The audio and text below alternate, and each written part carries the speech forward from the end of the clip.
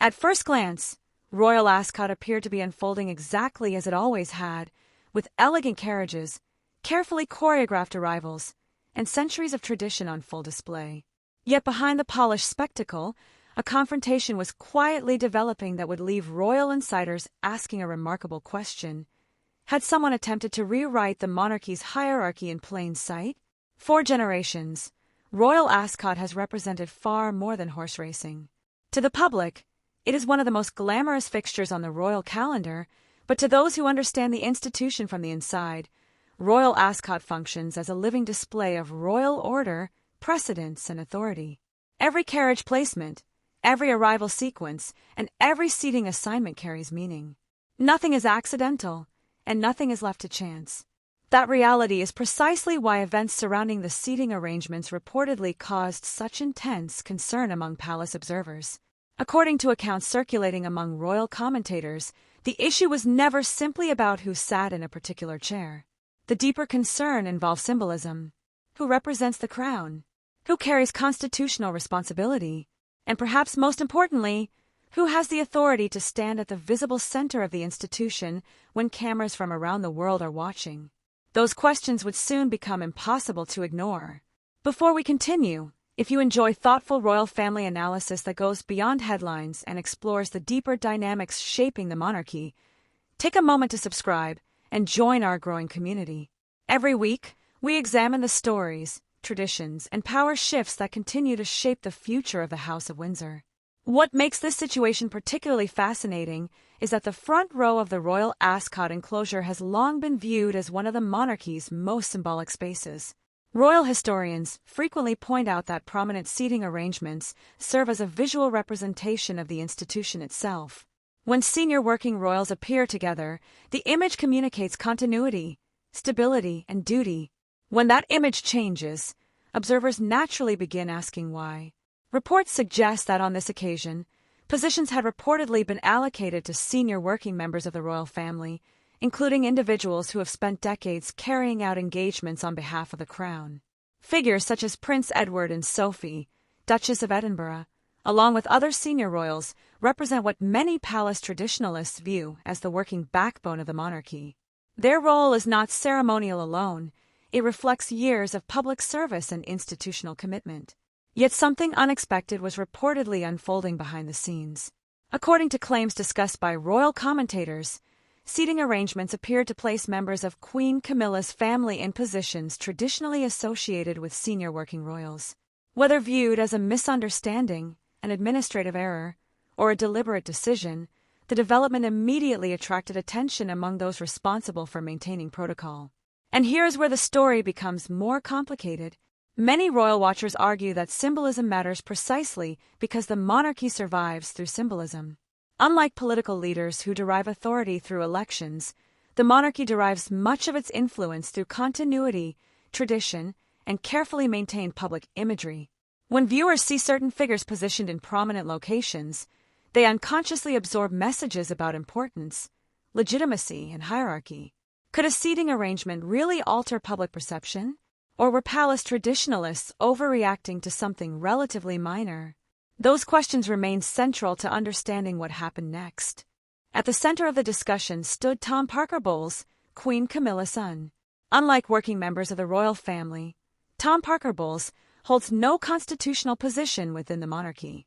He is a respected food writer and broadcaster in his own right, but he does not perform official royal duties. Nevertheless, some commentators had begun noting that Tom Parker Bowles was appearing more frequently in media discussions connected to royal affairs, creating a perception among certain audiences that he occupied a unique position close to the institution. Was that perception intentional? Or was it simply the inevitable result of public curiosity about Queen Camilla's family? Opinions differ sharply. Some observers believe there is nothing unusual about relatives speaking publicly or maintaining visibility. Others argue that repeated appearances can gradually blur the distinction between working royals and private family members. Once that distinction becomes unclear, critics suggest the public may struggle to understand who actually speaks on behalf of the crown and who does not. Those concerns reportedly intensified when palace staff allegedly discovered that seating plans did not align with established protocol expectations. According to accounts circulating among royal insiders, officials responsible for overseeing arrangements reportedly intervened before proceedings could continue as planned. What followed has been described by some commentators as one of the most tense protocol disputes witnessed at a major royal event in recent years. Yet perhaps the most important detail is not the disagreement itself. The most important detail is who ultimately became associated with enforcing the line. As reports spread, attention increasingly focused on Prince William, the future king. Royal commentators quickly framed the incident as something much larger than a dispute over seating. Instead, they argued that it reflected an emerging question about leadership, authority, and the future direction of the monarchy under Prince William's eventual reign. Would Prince William prioritize modernization above all else? Would Prince William allow traditional boundaries to evolve? Or would Prince William demonstrate a determination to preserve long-established institutional rules, regardless of personal relationships? Those questions suddenly carried enormous significance. Because if Royal Ascot represented the first visible glimpse of how Prince William intends to protect royal hierarchy, then the events of that day may have revealed something far more consequential than a disagreement over protocol. They may have revealed the governing philosophy of Britain's future king. And as the tension continued building behind palace walls, another influential figure was preparing to enter the conversation, someone whose reputation for discipline and loyalty to royal tradition has rarely been questioned. The arrival of that figure would transform the debate entirely, and that figure was Princess Anne. The significance of Princess Anne's reported intervention becomes much easier to understand when viewed through the lens of royal history rather than contemporary family dynamics.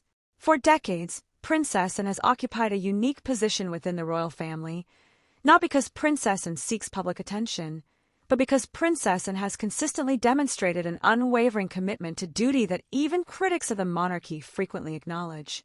That reputation meant that when Princess Anne reportedly entered the discussion surrounding Royal Ascot, palace observers immediately understood that the disagreement had evolved far beyond a simple protocol dispute.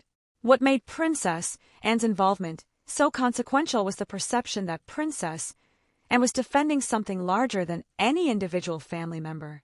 According to royal commentators, Princess Anne viewed Royal Ascot as one of the ceremonial institutions most closely associated with the legacy of Queen Elizabeth II.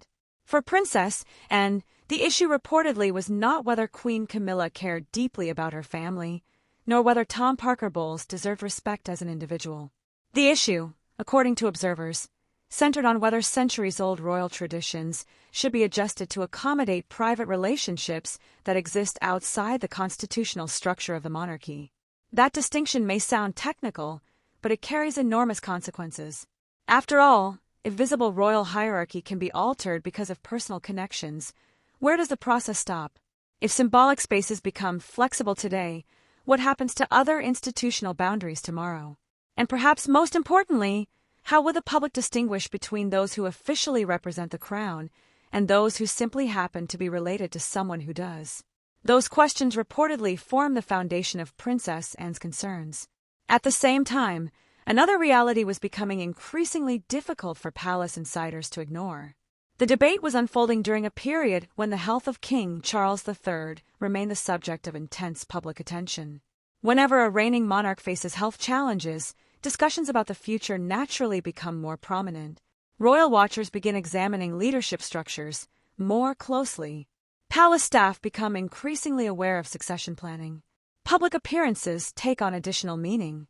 Every decision is analyzed through the lens of what comes next rather than what exists today. And that is precisely why many commentators believe the events at Royal Ascot attracted such extraordinary scrutiny. According to reports discussed by royal analysts, Princess Anne and Prince William reportedly shared a common concern regarding the long-term preservation of institutional clarity. Both Princess Anne and Prince William have spent their lives operating within a system that relies heavily on clearly defined responsibilities. Working royals undertake official duties. Private family members live private lives. The distinction may sometimes appear harsh, but supporters argue that the distinction allows the monarchy to function without confusion. Yet there was another dimension to this story that made the situation even more fascinating. For years, discussions surrounding modernization have shaped conversations about the future of the British monarchy. Some believe the institution must evolve continuously to remain relevant in the 21st century. Others believe modernization should occur carefully and selectively so that core constitutional principles remain protected. The reported royal Ascot disagreement appeared to place those two philosophies into direct conflict. Was Queen Camilla's perspective an example of compassionate modernization? Or was Prince William's reported stance an example of necessary institutional discipline? The answer depends largely on which vision of monarchy one finds more convincing. If you are enjoying this deep dive into the forces shaping the future of the royal family, remember to subscribe and turn on notifications. These stories often continue evolving long after the headlines disappear, and understanding the context frequently reveals much more than the initial reports ever suggest. As debate intensified behind palace walls, communications teams reportedly found themselves facing an increasingly difficult challenge. Publicly, the monarchy depends on projecting unity, stability, and continuity.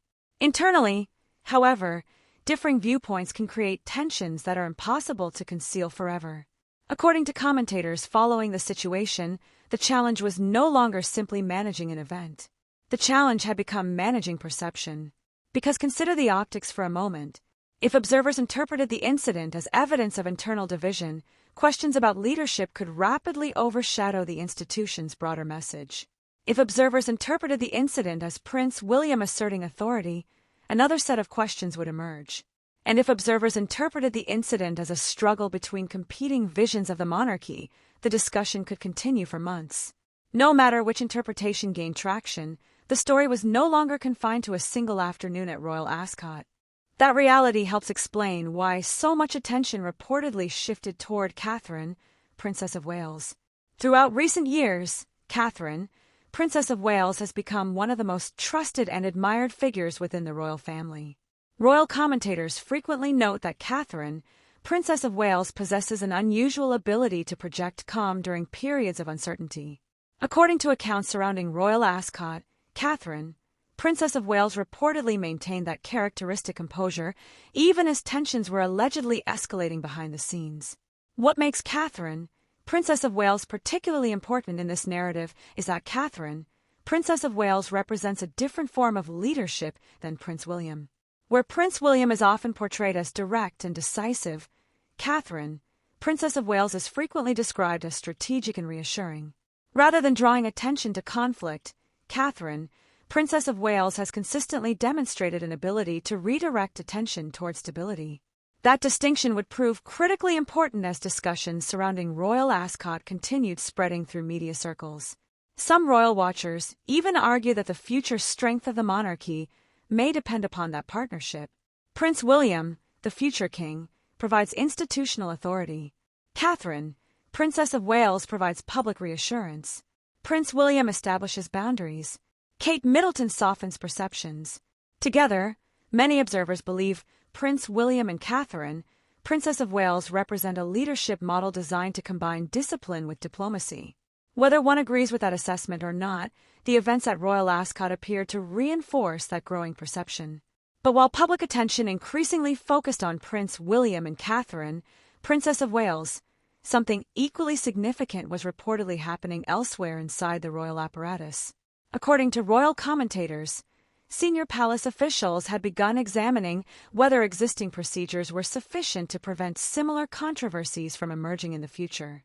That discussion raised an entirely new question. If confusion over symbolic hierarchy could generate this level of internal tension, would structural reforms eventually become necessary? And if reforms were introduced, who would gain authority from those changes, and who might lose influence? Those questions pointed directly toward King Charles III.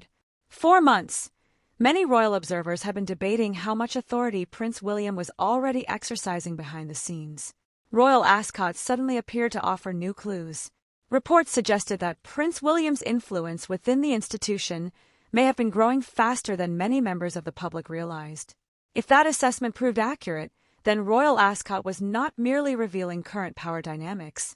Royal Ascot was offering a preview of future ones. And as pressure continued building, King Charles III would reportedly face a decision that could reshape the balance of authority within the monarchy itself. The question was no longer whether the controversy would leave an impact. The question was how far that impact would reach.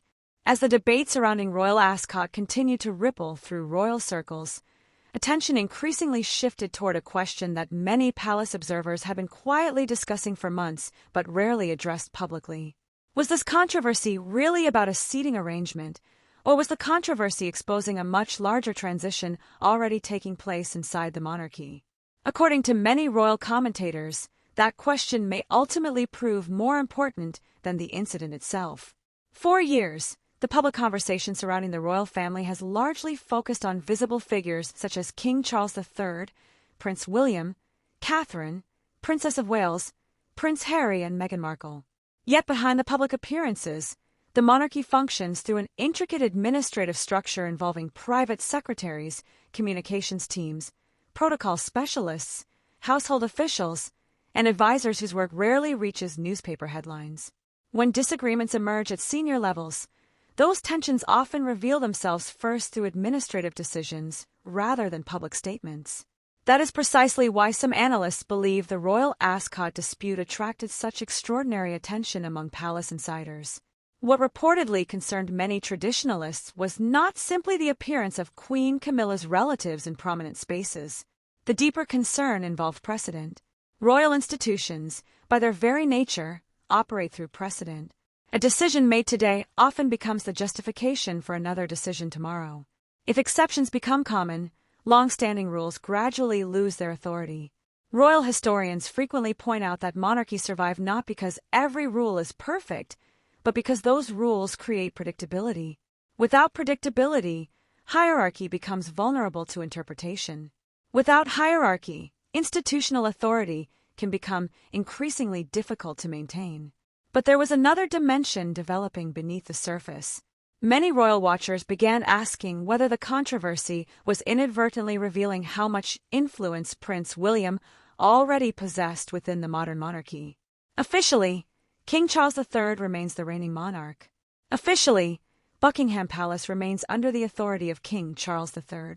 Officially, major constitutional decisions still flow through the sovereign.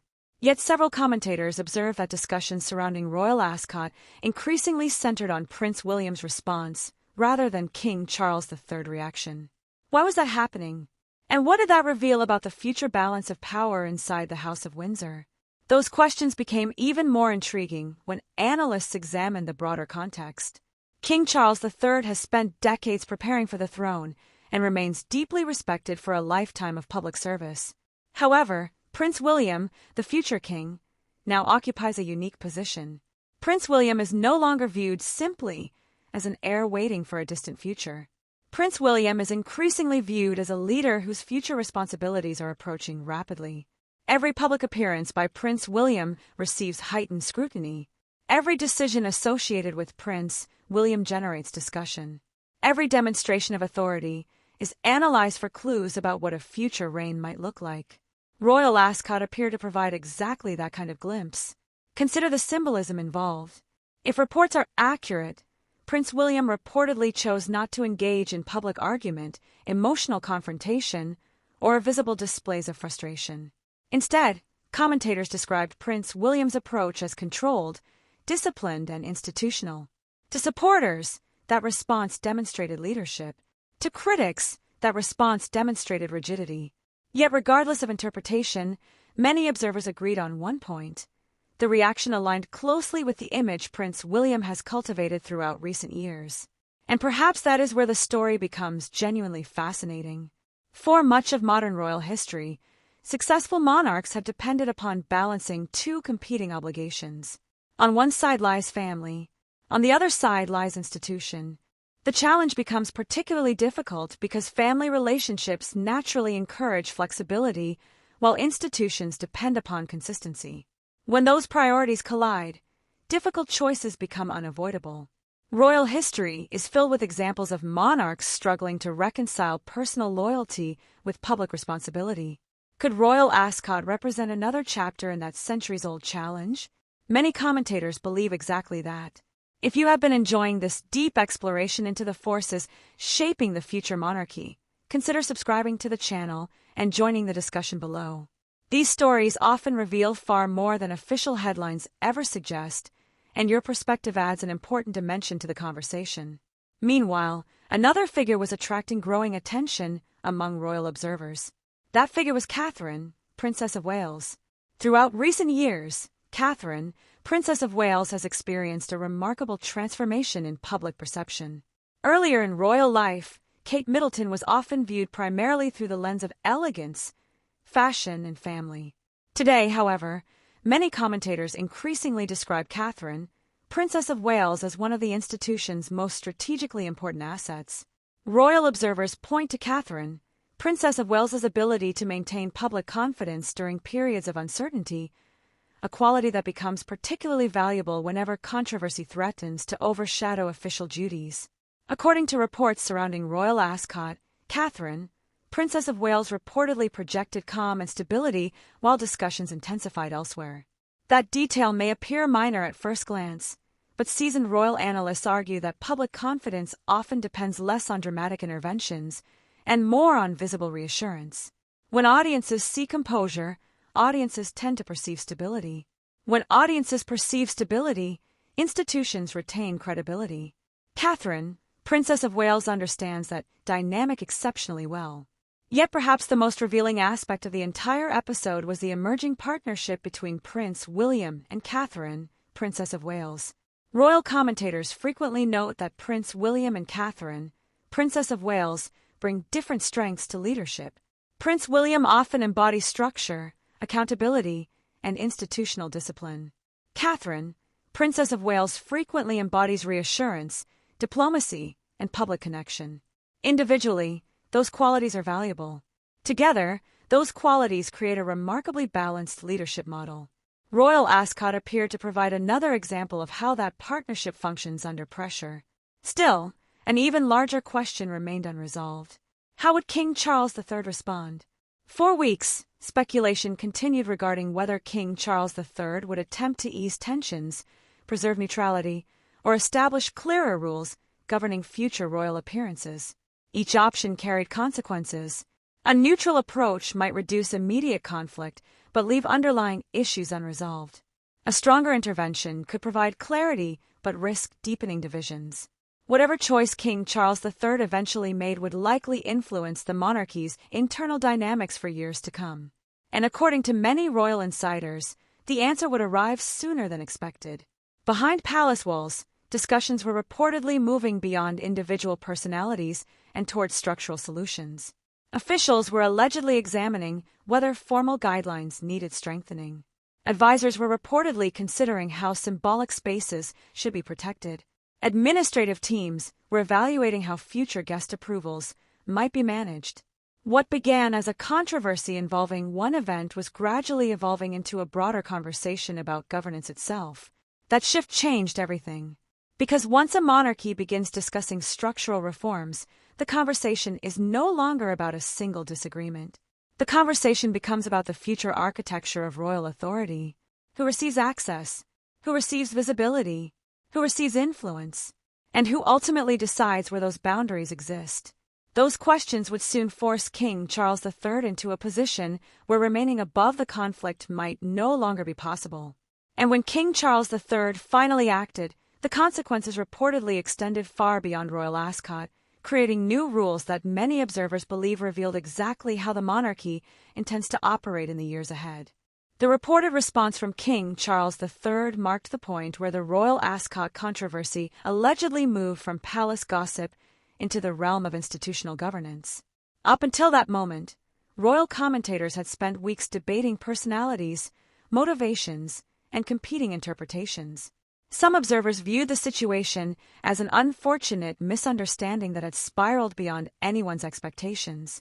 Other observers believe the controversy revealed a deliberate attempt to expand the visible role of Queen Camilla's family within royal life.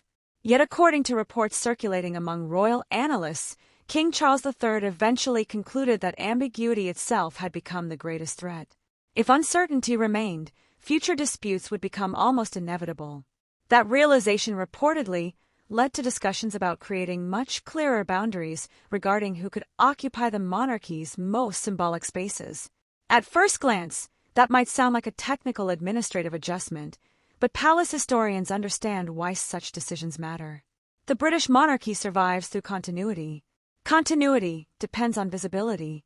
Visibility depends on symbolism. When millions of people watch members of the royal family standing on the balcony of Buckingham Palace, sitting in prominent ceremonial locations, or appearing in official portraits, those images become part of the public understanding of the institution. Every image communicates authority, responsibility, and hierarchy without a single word being spoken. That is why some commentators describe the reported reforms not as bureaucratic housekeeping, but as a declaration about the future shape of the monarchy itself. And this is where another fascinating question emerges. If King Charles III felt compelled to strengthen those boundaries, what does that reveal about concerns already existing inside the royal household? Was the monarchy merely responding to one isolated controversy, or was the monarchy preparing for challenges expected to arise during a future transition of power? Many royal watchers believe the second possibility deserves serious consideration. According to reports discussed by royal commentators, one of the most significant developments involved the reported codification of rules defining who could appear within the monarchy's most prestigious ceremonial spaces. The principle behind such measures was straightforward. Working royals perform official duties on behalf of the crown. Working royals represent the institution publicly. Therefore, working royals occupy the institution's most visible symbolic positions.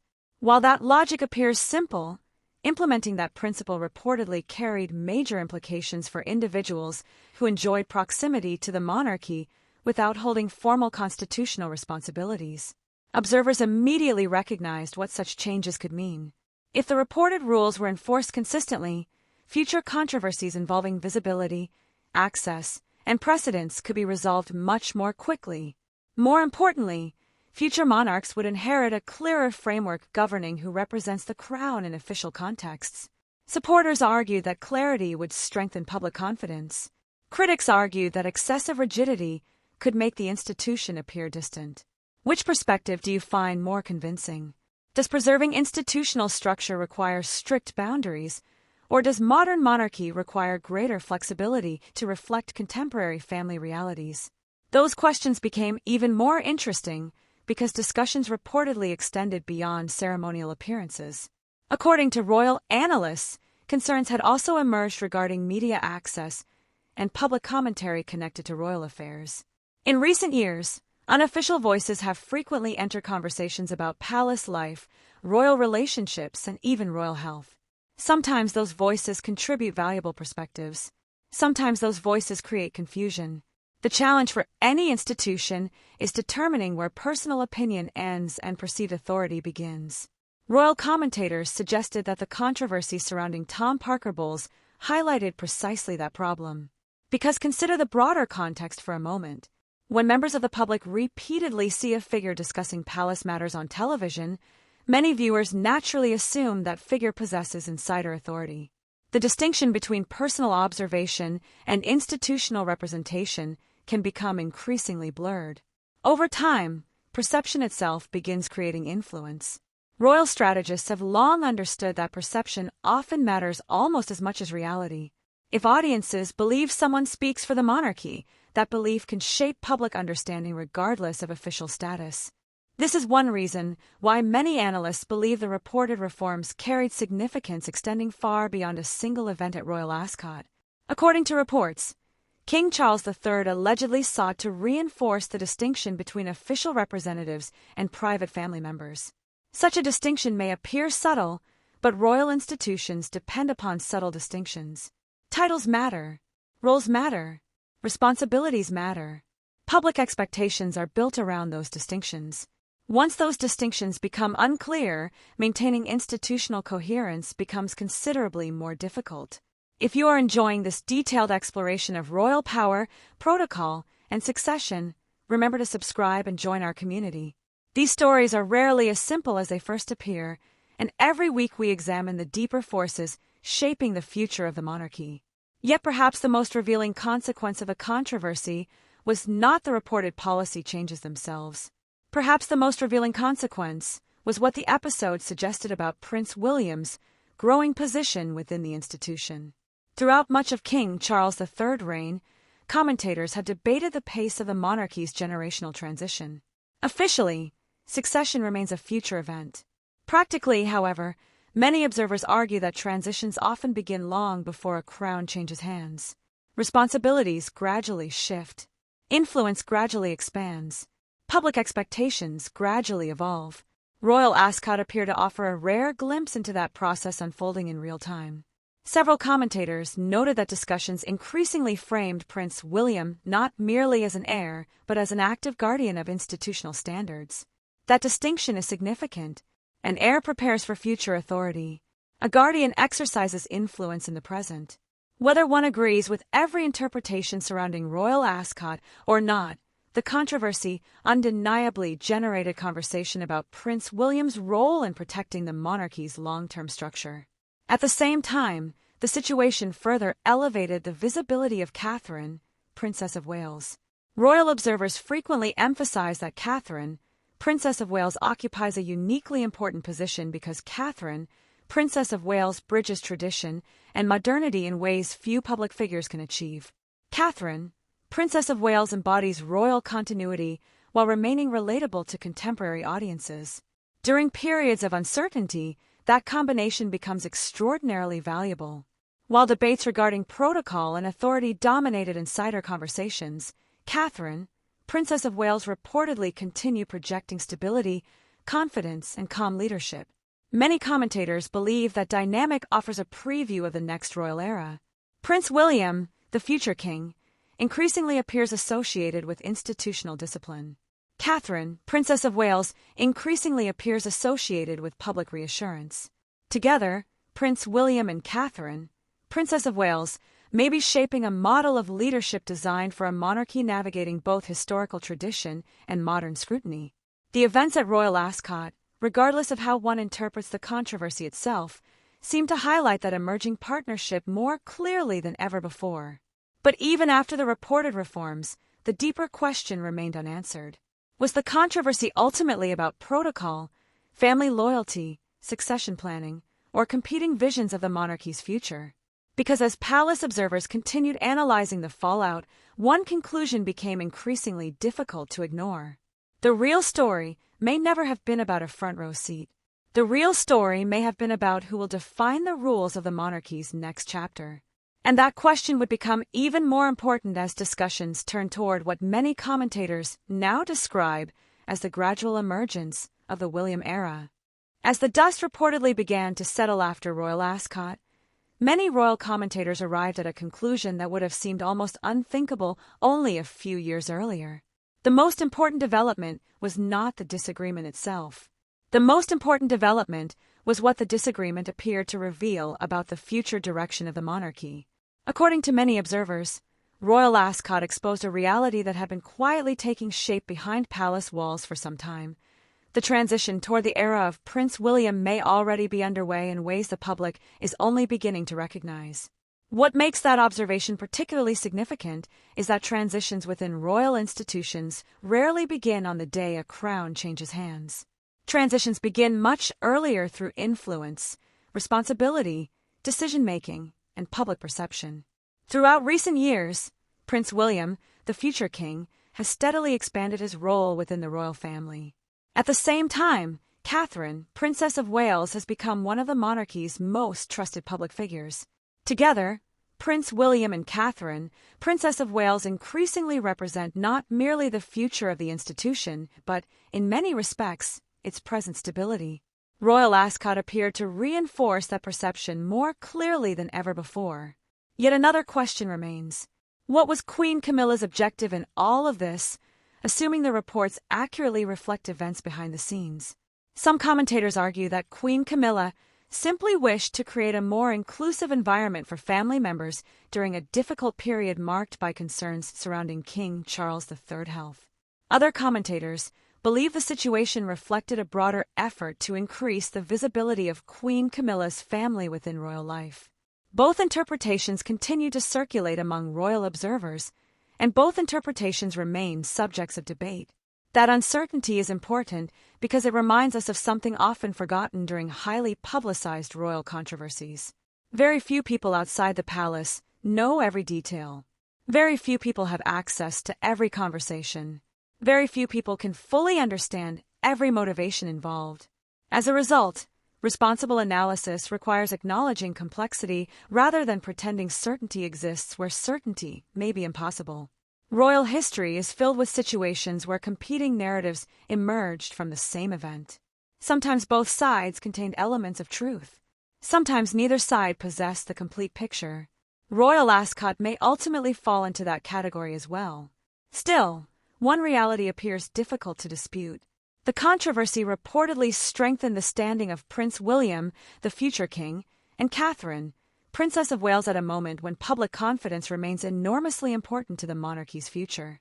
Royal commentators repeatedly pointed toward the combination of Prince William's institutional discipline and Catherine, Princess of Wales's public composure as evidence of a leadership partnership already functioning at an exceptionally high level. Whether discussing protocol, public appearances, or long-term strategy, Prince William and Catherine, Princess of Wales, increasingly appear aligned in both purpose and presentation. And perhaps that is the most fascinating aspect of the entire story. Many people expected the defining challenge of the modern monarchy to come from external pressures such as political change, media scrutiny, or shifting public attitudes. Instead, Royal Ascot suggests that some of the most consequential questions may arise from inside the institution itself. How should the monarchy balance family loyalty with constitutional responsibility? How should tradition coexist with modernization? How should future leaders preserve continuity while adapting to changing expectations? Those questions will not disappear after one event, one season, or one headline. Those questions will continue shaping the monarchy for years to come. If you have enjoyed this deep dive into royal power, succession, and palace dynamics, make sure to subscribe to the channel and turn on notifications. We explore the stories behind the headlines and examine the larger forces influencing the future of the royal family, including Prince William, Catherine, Princess of Wales, King Charles III, Queen Camilla, Prince Harry, Meghan Markle, and the institution itself. Looking back, Royal Ascot may ultimately be remembered for something far larger than a disputed seating arrangement. Royal Ascot may be remembered as a moment when competing visions of the monarchy briefly became visible to the world. On one side stood arguments emphasizing family inclusion and personal relationships. On the other side stood arguments emphasizing constitutional responsibility and institutional boundaries. The tension between those two visions has existed throughout royal history, and Royal Ascot appears to have brought that tension into sharp focus once again. So where does the story end? Perhaps the story does not end at all. Perhaps Royal Ascot was merely the opening chapter in a much larger transition that will unfold over the coming years as Prince William moves closer to the throne and Catherine, Princess of Wales, assumes an even more prominent role within the monarchy. Perhaps the controversy revealed the future shape of royal leadership, or perhaps the controversy simply exposed temporary tensions during an unusually challenging period for the royal family. That is ultimately the question that remains unanswered. Do you believe Royal Ascot was merely an isolated disagreement over protocol, or do you believe Royal Ascot revealed a deeper struggle over the future direction of the monarchy itself? And when historians eventually look back on this period, will Royal Ascot be remembered as a minor controversy, or as the moment the William era truly began? Let us know your thoughts in the comments below, and we will see you in the next Royal Deep Dive.